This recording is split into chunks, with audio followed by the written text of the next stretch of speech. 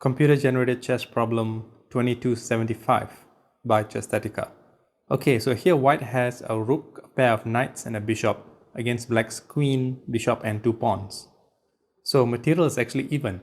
Black's queen on c4, however, is in a position to be captured by the knight. And so is the bishop on h5. So what happens if white plays knight captures queen? Well, then black just gets that queen back through promotion. Maybe white will play knight to e4 check. If queen captures knight, then bishop to g5 check, king to f5 succumbs to the fork, king to e6 succumbs to the skewer. So at this point, black might try king to f5, and then after rook to e8, black's king is getting locked in and white is winning, but there's no forced mate. There's actually a mate in 3 here, and I will now show it to you. So as you can see, there's no other mate available. White plays rook to e8 to force the win. Now if b1 with promotion to queen, then knight on the g file to e4 check, it doesn't matter which queen captures because bishop to g5 mates.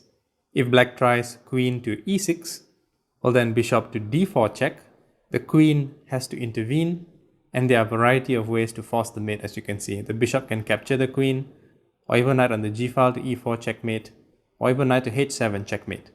If the bishop moves to g6, white can try knight to h7 check, and after bishop captures h7, bishop to g5 also mates. And if queen to f4, white can play bishop to d4, and after the queen captures the bishop, knight to h7 mates as well. Now in this position, if black promotes to a queen, why doesn't knight on the d file to e4 work? Because now the king can escape to f5, and as you can see from the analysis, white is actually losing. For example, knight to d6 check, then king to g4, maybe rook to e4 check, one of the queens captures the rook, the knight recaptures, queen moves to a6 check, king to g7, and you can see that white is on the run.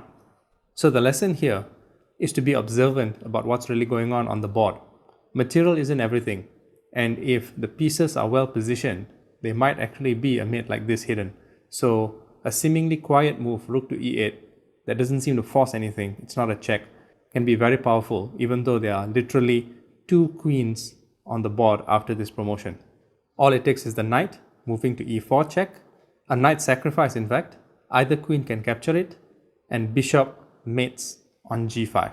White being significantly down in material here, but still winning. I hope you enjoyed this one. Until next time.